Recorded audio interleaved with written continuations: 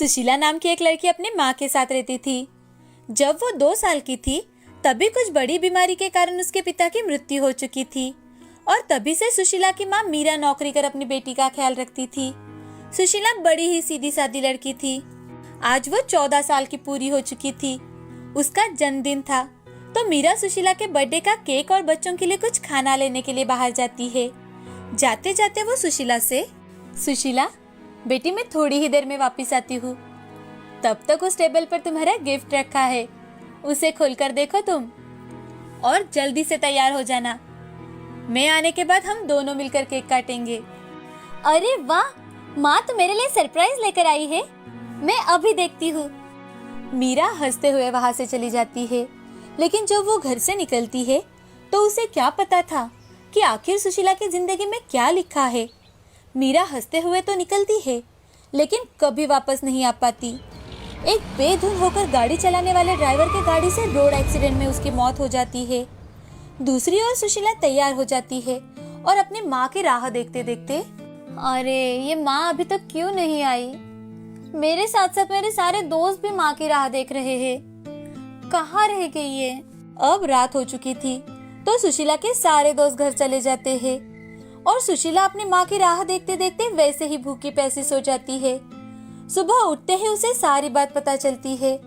वो बहुत मायूस हो जाती है।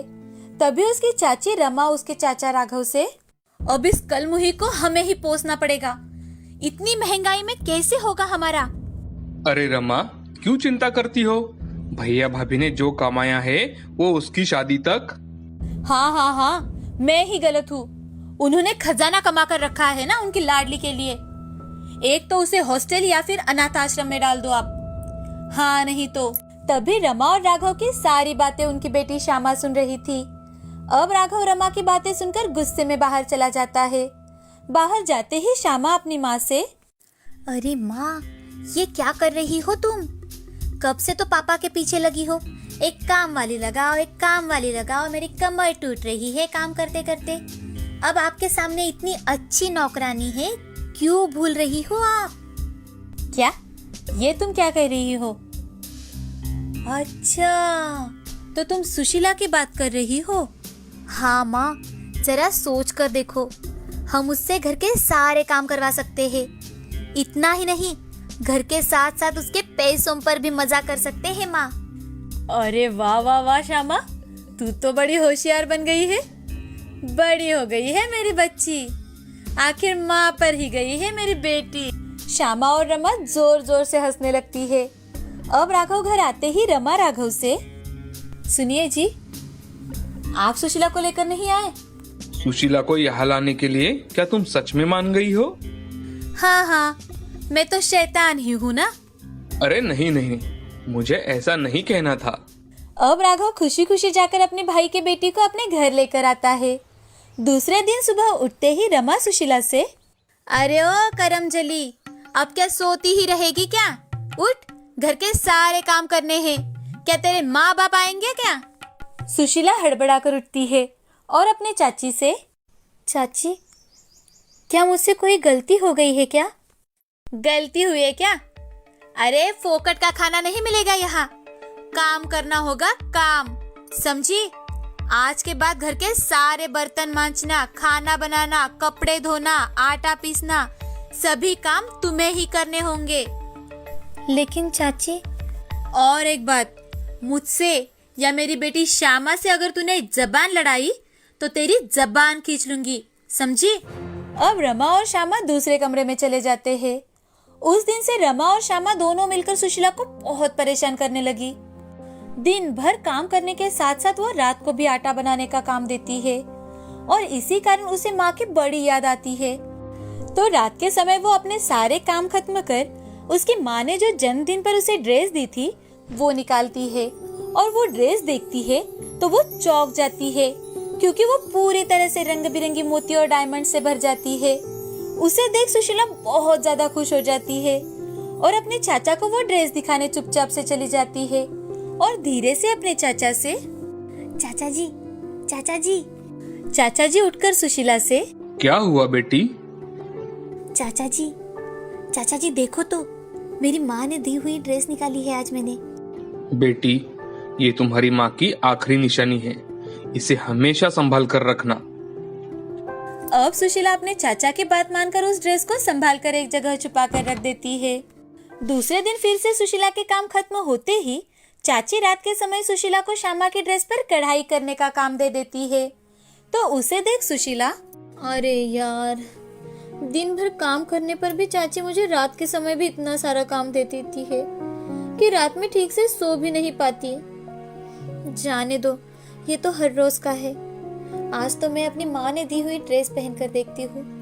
बहुत वक्त बीत चुका है, मैंने उसे देखा ही नहीं। सुशीला ड्रेस पहनकर बेहद खूबसूरत दिख रही थी। वो अपनी माँ की प्यारी प्यारी यादों में खोई हुई थी कि तभी चाची ने दिया काम अपने आप हो जाता है। तो सुधा उसे देख बहुत खुश हो जाती है। अब वो रात को आराम से सो जाती है। सुबह सुबह चाची, अरे ओ महारानी उठ जा, घर के सारे काम रास्ता देख रहे हैं तेरा। और रात को तुझे श्यामा का कुर्ता दिया था ना मैंने कढ़ाई करने के लिए, किया कि नहीं वो? हाँ हाँ चाची, हो गया है, ये देखिए। चाची ड्रेस को देखकर चौंक जाती है। अब रमा हर रोज सुशीला को कोई ना कोई काम देने लगी ताकि वो रात भर सो ही ना पाए और वो जल्द से जल्द ये घर छोड़कर भाग जाए ताकि उसकी सारी प्रॉपर्टी उन्हें मिल जाए। लेकिन सुशीला हर रोज रात के समय अपनी माँ की हीरे मोतियों से जड़ी ड्रेस पहनती और सारे काम अपने आप हो जाते थे। अब एक दिन श्यामा अपनी माँ से, माँ, क्या आपको नहीं लगता कि सुशीला की कोई मदद कर रहा है? क्योंकि आप उसे इतना काम देते हो कि पूरे रात भर में भी वो ना हो सके, लेकिन फिर भी वो कर लेती है। इतना ही नहीं, आजकल तो वो बड़ी खुश रहने लगी है। माँ, आपने उसकी पढ़ाई बंद करवाई, फिर भी उसने बाजू वाली राधा से एक बुक ली और दोपहर के समय किचन में बैठकर पढ़ रही थी वो। क्या? ये तू क्या बात कर रही है? हाँ नहीं तो सच्ची तो बोल रही हूँ मैं। दाल में जरूर कुछ न कुछ काला है माँ। अब रमा और श्यामा दोनों मिलकर सुशीला पर नजर रखे थे। दिन हो या रात का समय, दोनों आंख में तेल डालकर सुशीला पर नजर रखे थे। हर रोज की तरह सभी सो गए होंगे, ये सोच सुशीला वो जादुई ड्रेस पहन लेती है और उसके सारे काम झट से हो जाते हैं। तो उसे देख रमा, अच्छा तो ये बात है। रमा और श्यामा दोनों भागते हुए सुशीला के पास जाकर उसे पकड़ने लगते हैं। लेकिन सुशीला को हाथ लगाते ही रमा और श्यामा के हाथ मानो पूरी तरह से जल जाते हैं। तो श्यामा, माँ मुझे बहुत दर्द हो रहा है माँ, मुझसे तो बिल्कुल भी सहा नहीं जा रहा है माँ। अरे मुझसे भी तकलीफ सह नहीं जा रही, क्या करूँ? चल जल्दी से यहाँ से चल ताकि हम ठंडे पानी में हाथ डाल सके, चल जल्दी। अब रमा और श्यामा घबराकर पानी का नल शुरू कर देते हैं, लेकिन आज उसमें से ठंडा पानी ना निकलकर गर्मा गर्म पानी ही बाहर आता है।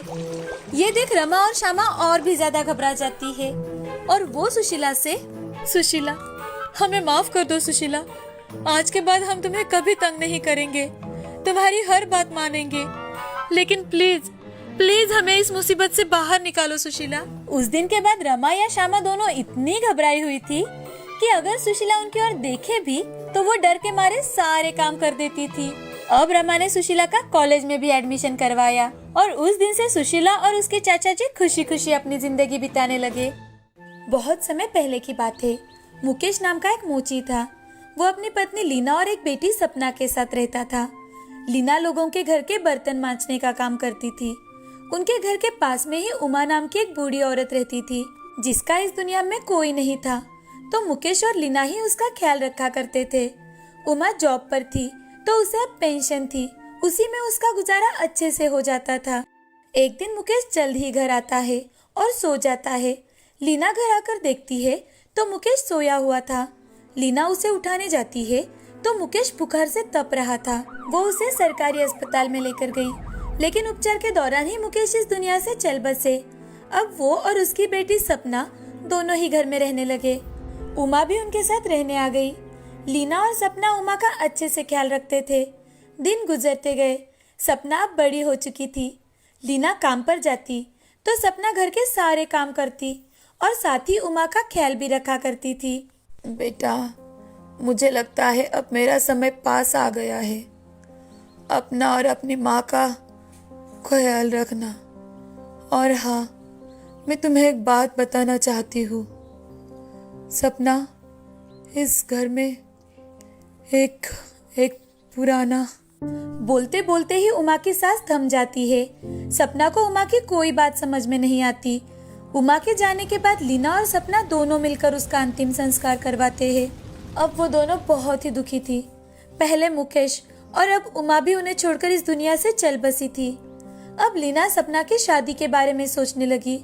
लीना गरीब तो थी, लेकिन उसकी बेटी सुंदर के साथ साथ पढ़ी लिखी भी थी, तो सपना के लिए अच्छे अच्छे रिश्ते आने लगे थे।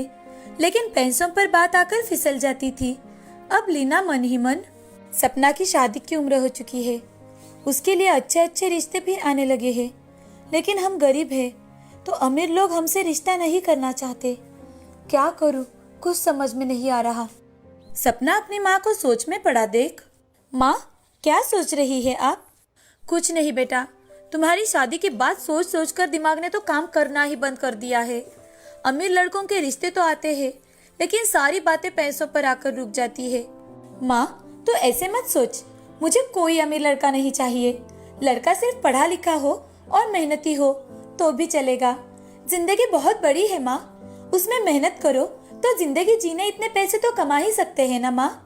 अपने पास इतने पैसे नहीं है कि हम अच्छे से शादी कर पाए। हमारे पास ज्यादा पैसे नहीं है तो क्या हुआ? तुम्हारे पापा की इच्छा थी कि हम दोनों मिलकर तुम्हारी शादी अच्छे से करेंगे। अब तुम्हारे पापा तो नहीं रहे, लेकिन मैं तुम्हारी शादी बहुत अच्छे से करवाऊंगी और जरूर करवाऊंगी। अब दिवाली आने वाली थी, तो सपना ने घर की सारी साफ सफाई करना शुरू कर दी। सफाई करते समय उसे अलमारी के ऊपर कोने में उमा का कुछ सामान रखा था, जिसमें एक पुराना बक्सा मिलता है। सपना उस बक्से को निकालकर उसे खोलने लगती है, तो उसमें एक छोटी सी संदूक थी। उसे खोलते खोलते सपना मन ही मन, शायद उमा दादी इस संदूक के बारे में तो कुछ नहीं कहना चाहती थी, लेकिन ये संदूक खुल क्यों नहीं रहा? इसमें ऐसा क्या हो सकता है? सपना सोच में पड़ जाती है। वो कुछ सोच ही रही थी, तभी लीना अपने काम खत्म कर घर आ जाती है। वो सपना से, सपना, ये क्या है बेटा? ये संदूक तुम्हें कहाँ से मिला और इसमें क्या है? माँ, ये संदूक मुझे अलमारी के ऊपर साफ सफाई करते वक्त मिला। उमा दादी के सामान के पास था, लेकिन ये खुल ही नहीं रहा। न जाने कैसे खुलता है ये। दोनों सोच ही रहे थे कि अचानक से संदूक अपने आप खुल गई। संदूक के अंदर चमचमाती सोने की साड़ी थी। उस साड़ी को देख सपना और लीना की आंखें चमक उठी। वो चौंक गई। उन्हें कुछ समझ में आए तभी एक आवाज आती है, मैं एक जादुई सोने की साड़ी हूँ। तुम मुझसे जो भी चीज मांगोगी वो तुम्हें मिल जाएगी। उसका उपयोग लोगों की भलाई के लिए करना। लालच में आएंगे तो इसका सारा जादू खत्म हो जाएगा। आपकी जो भी तकलीफ हो मुझे बताइए, मैं उसे दूर कर सकती हूँ। अब सपना और लीना एक दूसरे की ओर देखने लगे। उनका नसीब अब पलट चुका था। वो दोनों ये सुनकर बहुत खुश हो जाती है। सपना जो भी चीज उस सोने की साड़ी से मांगती वो उन्हें तुरंत ही मिल जाती थी। धीरे धीरे लीना और सपना के सारे दुख दूर हो जाते हैं। अब उन्होंने रहने के लिए एक नया अच्छा घर बनाया। सपना के लिए अमीर लोगों के रिश्ते आने लगे थे। जादुई सोने की साड़ी आने के कारण हमारी सारी मुश्किलें आसान हो गई है। अब मेरी मन की इच्छा भी पूरी होगी। मैं सपना के लिए अच्छा सा लड़का देखूंगी। कुछ ही दिनों में अच्छा सा लड़का देखकर लीना ने सपना की शादी करवा दी। प्रथम एक सच्चा, मेहनती और ईमानदार लड़का था। शादी के 2-3 साल बीत जाने के बाद सपना ने प्रथम को सारी बातें बता दी। ये सुनकर प्रथम, अरे सपना, ये तो बहुत अच्छी बात है। हम तो इससे बहुत लोगों की मदद कर सकते हैं। अब भगवान की कृपा से हमारे पास कुछ भी कमी नहीं है। इस जादुई सोने की साड़ी से हमें जो भी मिलेगा हम सब गरीबों में बांट देंगे। इतना ही क्यों ना, हम उसके साथ साथ अनाथ बच्चों के लिए ऐसा आश्रम भी बनवा सकते हैं जहां उन्हें अपने माँ पिता की कोई कमी न हो। प्रथम की बातें सुनकर सपना और लीना की आंखों में आंसू आ गए। हाँ, हमने गरीबी के दिन देखे हैं, तो वक्त की रोटी कमाने के लिए भी बड़ी मेहनत करनी पड़ती है, लेकिन फिर भी कुछ मिलता है, कुछ नहीं मिलता। मेरे पिताजी की जान भी इसी कारण गई है, और अगर हमारे कारण कोई 2 वक्त की रोटी खा सके, इससे अच्छी बात क्या हो सकती है। उसके बाद से सपना जो कुछ भी जादुई साड़ी से मांगती वो सब कुछ जरूरतमंद में दे दिया करते थे। लीना, सपना, सपना के सास ससुर और प्रथम हंसी खुशी एक ही घर में एक ही साथ रहने लगे। सपना के सारे सपने पूरे हो चुके थे। उन्होंने अनाथ बच्चों के लिए एक आश्रम बनवाया और उसमें उनके खाने से लेकर पढ़ाई तक की सारी जिम्मेदारियां प्रथम और सपना ने अपने ऊपर उठा ली। इस कहानी से हमें ये सीख मिलती है कि अचानक से सब कुछ मिल जाने के बाद भी हमें हमारे गुजरे दिन याद रखने चाहिए, क्योंकि इंसान के पास जब पैसा आता है तो वो पूरी तरह से घमंड से भर जाता है। अगर हम परिस्थिति की जागरूकता रखें तो हम बहुत ही खुश रह सकते हैं।